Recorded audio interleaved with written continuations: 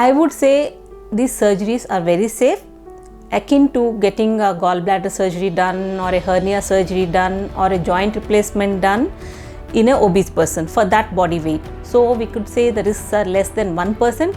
Nevertheless, when we are talking of surgery, we have to mention that there is a less than 1% chance of developing bleeding during surgery or immediate post-op, or sometimes when you are joining the tissues.